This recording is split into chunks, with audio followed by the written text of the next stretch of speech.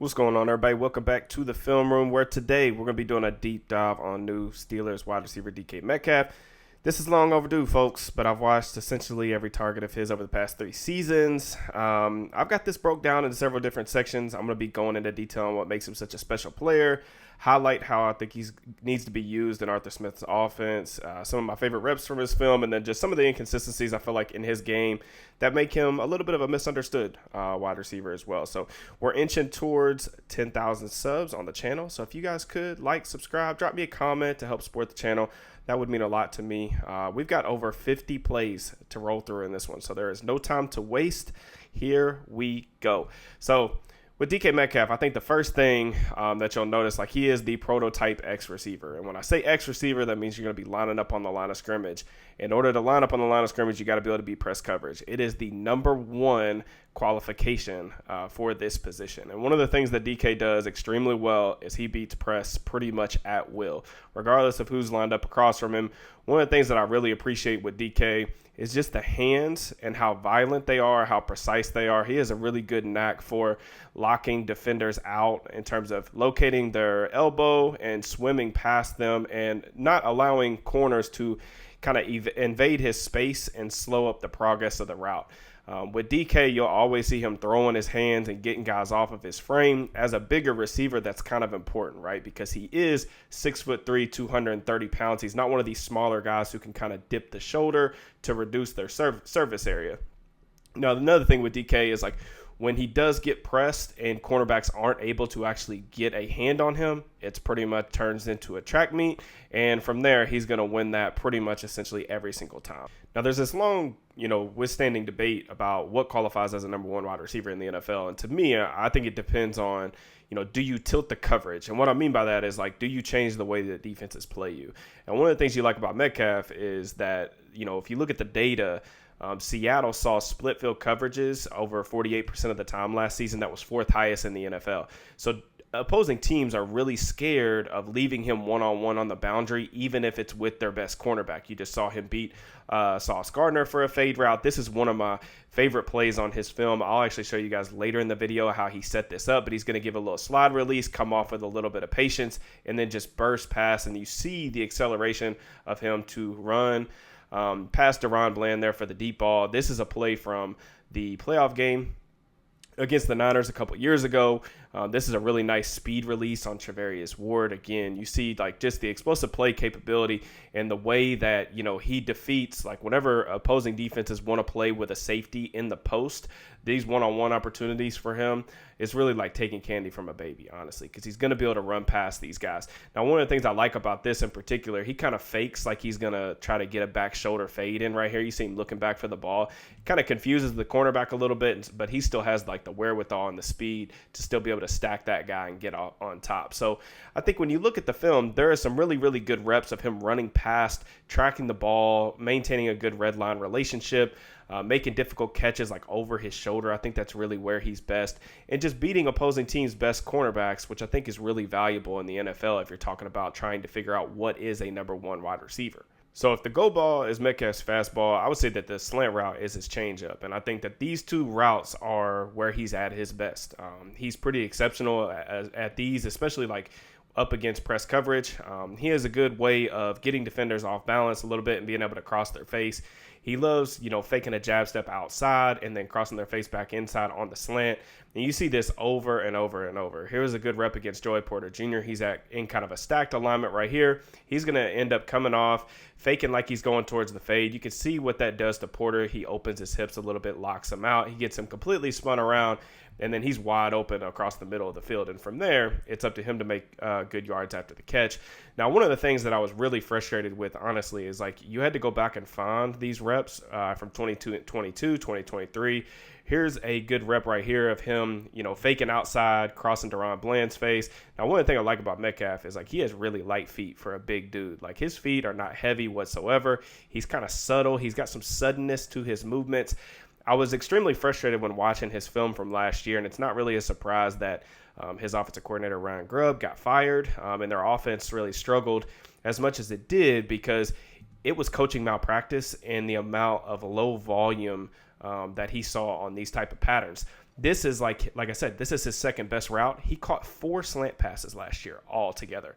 He caught 18 in 2022 alone. He caught 13 or 14 the year prior to that. This needs to be a 25 target per season type of route. You need to try to get him on 1 or 2 of these every single game. Now, defenses do recognize the threat that DK poses to them against press coverage, against man-to-man, one-on-ones on the outside. But just because they start, slacking off, playing with a little bit of depth, trying to keep things in front of them, doesn't mean that he can't still run by defenders and you can still take those shots over the top.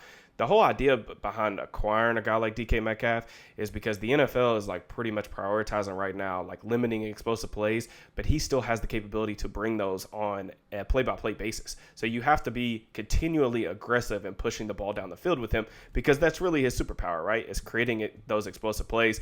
This is one of my favorite throws from Geno Smith from a couple years ago. This is one of my favorite routes from DK Metcalf. This is right before the half. Again, you see the split safety look. They're trying to keep things in front of him. Metcalf does a good job at the top of this route, almost like settling like he's going to roll to the corner. You can see what that does to the safety right there to get him to fly towards the boundary before he breaks on the inside. This ball is thrown with excellent anticipation, but this is an awesome route right before halftime for a big, big strike down the field. Now, it is true that Metcalf does run a pretty stripped down route tree just because his build does have some limitations in terms of like the things that he can do. But if you are seeing a lot of cover 3 with some side saddle corners with their backs to the sideline, you can run some deep outbreakers and still try to push the ball down the field a little bit. I really like this route right here with him doing a good job pushing and selling like he's going to run vertical and then whipping his hips back to the sideline and getting the cornerback turned around who's playing that bail technique for a nice first down. And one of the things too, like just because cornerbacks are playing off, you can still run these like double slant, these line concepts to get him the ball in space, in stride, and then force these smaller cornerbacks to tackle him. You guys are familiar with this clip because I showed it last year when I did the Dante Jackson film room. But this is just double slants right here. Cornerbacks playing off coverage, just an easy pitch and catch. But when he gets the ball, he's 230 pounds. Dante Jackson's 180. So there's a 50-pound difference right here. You see all these bodies come flying in to try to bring him down. Force those smaller guys to come up and tackle. And I think that's a really good way to kind of look at it. And I told you guys I was going to break down this play right here. So that deep shot by Deron Bland, I think, was really set up by this play early in the first quarter of that Cowboys game 2 years ago. Metcalf does a good job, pushing, getting on his toes, and then trying to cross his face right here for the slant pattern. And then one thing about him, too, is like if you hit him in stride, there's nobody that's going to end up catching him from behind. So even those like run after catch opportunities, you got to find a way to get him the ball in space. And this seems really simple, but I wanted to highlight this particular play because I do think it'll come up if Aaron Rodgers ends up signing with the Pittsburgh Steelers. But when defenses are playing off coverage and they want to get lazy and not really challenge him at the line of scrimmage, you have to be willing to just pitch the ball out to him and force these guys to come up and tackle him.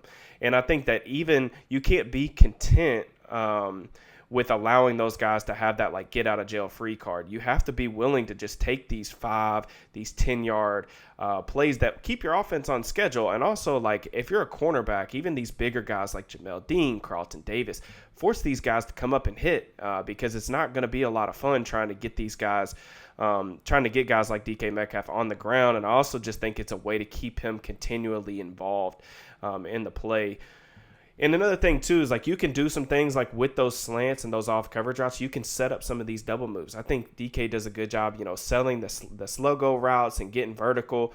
This was one of my favorite plays. I enjoyed listening to like him and Geno Smith talk about this play against quarters coverage. They're going to run this deep dig route. So normally a common concept in the NFL is these wrap concepts. So you get something underneath to kind of tie down this linebacker, and then you run kind of this end breaker or wrap route behind them.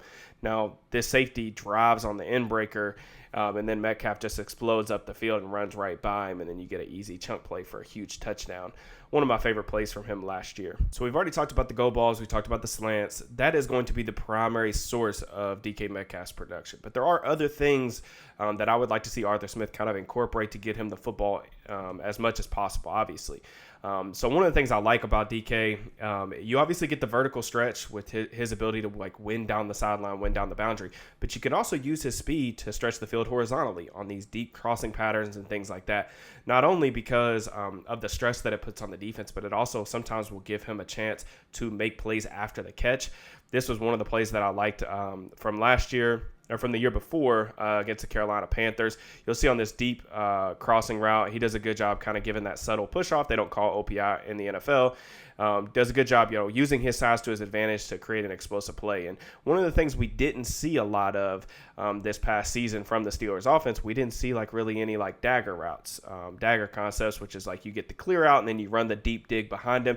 DK can do those things and can really make some impressive explosive plays happen with the ball in his hands. And I think that this particularly fits the Steelers offensive core very well, because like right here, you'll see Tyler Lockett. He's running this clear out route, right? He's running the deep action route, and then you're going to run DK kind of in behind him on the deep dig route. Now, one of the things I like about this, particularly as it pertains to the Steelers, is like they have some really fast guys that can really take the top off the defense. Use Calvin Austin, use Roman Wilson to kind of threaten those safeties, and then you can rotate DK in the intermediate portion of the field, get him the football, and then watch him really stride out. Like you see those long strides, the ability to cover a lot of ground in just a short amount of time. So now we're kind of moving into just some of these are like odds and end plays that I really appreciated. These would be things that I saw on film. I didn't see them consistently enough to maybe portray them as strengths. Maybe some things I wanted to see more on a consistent basis. Right here, scramble drill does a good job at the top of the route, kind of using his size to create some separation at the break point. This is a really nice rep. So Metcalf has obviously worked with Russell Wilson in the early portion of his career when like Russ was in his prime and doing all the backyard football stuff. Now Geno is a capable scrambler as well, more so likes to live in the pocket. But I thought that this was a really nice rep from Metcalf against zone coverage in the scramble drill. I just really appreciated the kind of relationship that he maintains with the quarterback. So as the quarterback kind of has to roll to his right, like watch Metcalf continually make himself available. He's got his eyes and his shoulders squared to the quarterback, kind of understanding not to run himself into trouble over the middle of the field, makes a nice catch on contact. Another thing that I liked about DK is there are flashes of like him using some really nice late hands. I thought this rep was good enough to where you might be able to try to put this thing back shoulder originally. But this is an excellent play and really a good example of what I mean all the time when I talk about late hands on the channel. So right here, like you don't want to give away your positioning and allow the corner a chance to make a play on the ball. He waits until like the very last second to kind of pull away and catch the ball in the back of the end zone. And the cornerback just really has, unfortunately, no way to make a play on the ball. This was an awesome rep. I think that this really highlighted because I think two-man, like you don't see a lot of cover two-man in the league. The only guys that really see this are like your true like pocket passer types. Metcalf's up at the top of the screen on this one. I believe this is third down, but this is an excellent route. Doing a good job again. You see the hand usage, the swim over. This cornerback's going to get in a trail technique. Now watch the top of the route. So that cornerback is reading his hips. He does a good job kind of shifting a little bit to the outside to sell the outbreaker, and then working to the middle of the field again on one of those deep dig routes. He does a good job extending away from his frame in the middle of the field. I like that. Really like this rep against Patrick Surtain right here against the Broncos. Working inside in the slot, you don't see him in there a ton, but does a good job, using his body to create separation over the middle of the field at the break point. I think there's this idea that Metcalf can't separate, and I just don't think that that's the player that's actually on film. And I like to show examples of why, I believe in his ability to do that sort of thing. Here's a really nice rep up at the top of the screen, up against Travarius Ward. Again, one of those end breakers right here, running the slant pattern. The ball's on time, on target, but I really like how he extends away from his frame, forces the cornerback to work through him, and makes a nice tight hands catch over the middle of the field, takes a shot, moves the chains.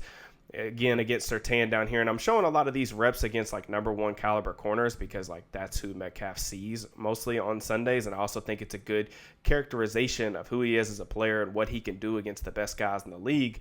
So right here, you're going to see him really sell like he's going vertical. He's pumping his arms. He's dropping his head. But Surtain has pretty good coverage right here. And these deep stop routes aren't necessarily Metcalf's forte. Everybody remembers like the 3-cone time and everything. Didn't go very well at the combine, forced a lot of of people that kind of overthink him as a draft prospect, and it is not his strength, right? Like there is some limitations of being like that high cut and that heavy, but at the same time, like there are ways to navigate around that. One, you get the ball thrown to you on time, but again, like even though Surtain's a big dude, there is no one that can really match his size right here at 6'3", 230. Does a nice job. You see the strong hands, the focus at the catch point. There's a lot of stuff to like about that. That's a really tough grab to make. All right, so now we're going to kind of get into some of the inconsistencies of Metcalf as a player.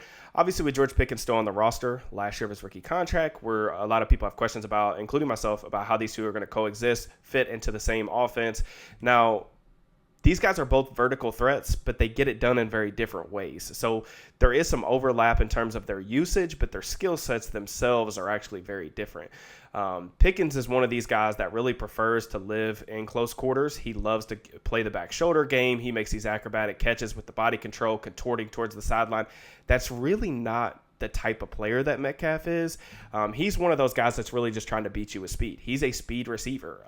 And I think that that's important to note because you see this on film, like whenever he was asked to complete these back shoulder balls, even when the ball was like within his catch radius, and he does have a 98th percentile wingspan, he just doesn't really feel as comfortable coming down with these plays, especially against some of the better corners in the league. And I think that really starts like the conversation about like how he oftentimes gets, I think, miscast as this big-bodied contested catch receiver when the film and the numbers don't really show him as that type of player.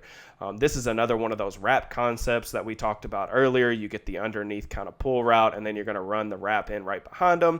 This is the backside of the progression, going over the middle of the field. Now, DK has this habit. He likes to leave his feet often on the catch point. Sometimes you'll see that with receivers that don't really trust their hands as much, but it does like shrink his strike zone, and he lets the ball like kind of into his chest, ends up taking a pop, ends up dropping the football. You're going to take the hit as well. Like as they say, you might as well catch it. But I just think over time you watch like more games and more games, and this wasn't a surprise to me on film, but just kind of confirmed what I already thought about him as a player, is that he's just not this guy that makes a lot of tough, difficult grabs in these tight spaces. It's just not one of those things that he really excels at as a player. He's a speed receiver who creates explosive plays, but he doesn't come down with a lot of like really difficult grabs in these close quartered situations. And I think, you see the 6'3", the 230 pounds, he's got the freakishly long arms, he's got the 40-inch vertical, and you would love to say like, okay, let's get him down in the red zone and try to just throw him jump balls and stuff like that.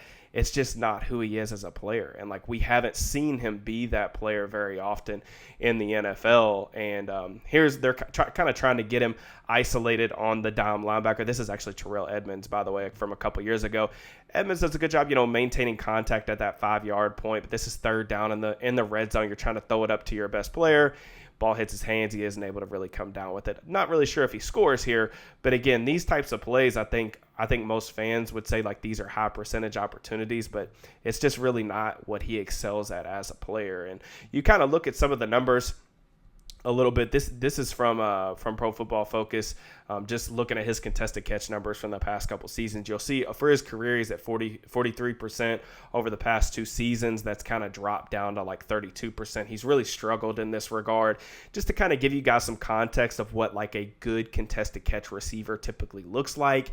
You got your Mike Evans, your Chris Godwins, those type of players that are up in like the high 50s area, something like that. Even like smaller guys like Terry McLaurin, who are really good in those close quartered situations, those contested catch opportunities, are in like the low 50s, and Metcalf's kind of in the low 40s and has been worse than that over the past 2 seasons. And I just think that we have enough of a 6-year sample size right now to kind of understand that that's just kind of what he is as a player. Now, some of the other frustrations with Metcalf is I just think the lack of detail in some of his game, whether it's his route running or just different things, is kind of like frustrating. Right here, he gets a good release, and Geno's trying to throw this like kind of in breaker. Metcalf just kind of stops on the route a little bit, ends up getting intercepted. And this was like really a theme. There were a lot of like interceptions like thrown his way or like close calls.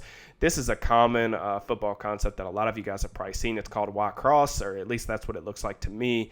The slot receiver is going to be running that deep over route, and then you normally get some type of dig route on the backside. And you'll see Metcalf coming across the field. He's got a little bit of space right here. I do think the quarterback needs to throw this earlier. This ball is a little bit late. But instead of coming across, like let's just say it like the 30 or the first down marker, you'll see him drift up the field a little bit, and the ball ends up getting undercut. And that's kind of a frequent thing that you see on film is like cornerbacks working underneath him on these crossing routes and things of that nature. And like just the drifting, I mentioned this when I wrote about it for Steelers Now, but some of these like stop routes and things like that, he just like drifts out of them instead of working back towards the ball. And this isn't like his best route, but there are times where it's 3rd and 8 and we need to go to our best player. You'll see right here, he's, trying to sell. This is like a 7 stop from a tight condensed split. So right here, instead of like trying to create separation with his body or anything like that, you can just work back to the quarterback. But you'll see him just start drifting upfield. It allows the cornerback to take a really friendly angle to the ball and break that pass up. And that was one of the things I think you just have to be aware of, like the things that you're asking him to do. If like you want him to go out here and run a bunch of like stop routes on 3rd down, it's just it's not the best way to use him. You need to have another receiver who's capable of doing that. And I think that that's where the questions come in about, him and George Pickens, like who's going to be that type of player in those type of situations, because like he does have some limitations in terms of some of the routes that he really excels at.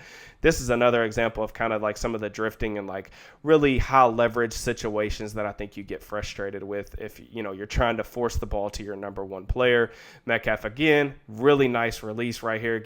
He steps on Sauce Gardner's toes, gets him back to pedaling a little bit and retreat. This ball is on its way in flight, and you see him just start to like kind of drift upfield instead of like coming flat. Now he's going to take a hit probably regardless, but he starts drifting upfield, and that allows the cornerback to kind of get back into positions. DK Metcalf was built in a lab. Like Omar Khan said, like even though they didn't have a quarterback on the roster right now to throw to him, like you have to go out and get this guy because these guys don't become available every single offseason. And the Steelers have been in pursuit for a wide receiver 1 for quite a long time. I think, obviously, when you look at the film and just like the player that DK is, he is exceptional and quantifiably elite at several different things. He beats press coverage at a really high rate. He can provide explosive plays that every offense is really searching for right now in the modern NFL. And also, like, he's going to draw the toughest assignment, and he's also going to tilt the coverage. You're going to get some light box counts. You're going to get other receivers' favorable matchups with opposing teams like cornerback 2, cornerback 3. He's going to make your offense better without a doubt. And there's also some things that are going to have to be schemed around. Some of the weaknesses in his game, like I said, some of the route tree stuff is kind of stripped down a little bit. And I think that, for me, when you trade a 2nd round pick and then when you give the extension to basically make him a top 5 paid wide receiver in the NFL, over $32 million per season, I think it really tells me that, the Steelers think that there is more to his game than maybe has allowed to be shown in Seattle, and that he's not done developing and he hasn't plateaued as a player just yet. And I think that that's, there's certainly some risk there with that assumption. But I do think that if DK could be a little more honed in on the details with the route running and, cut down on some of the things like the penalties and some things like that as well, I do think that he does have like more to his game than has previously been shown. But, when you trade for this type of player, he's going to be the primary vessel of your passing attack. You do need to complement him with a good wide receiver too, whether that's Pickens or whoever moving forward. They're, obviously we'll see what happens with that. With the quarterback situation, whoever they acquire has to be able to throw the ball deep. They have to be able to throw the slant route and those types of things, and has to be able to, push the ball down the field in general, because that's the whole reason that you're acquiring a player like this. I do think that DK is a very good player. I think that, in order for him to kind of leap into that, I would say like top 10 type of category instead of like maybe being like a top 20 type of receiver.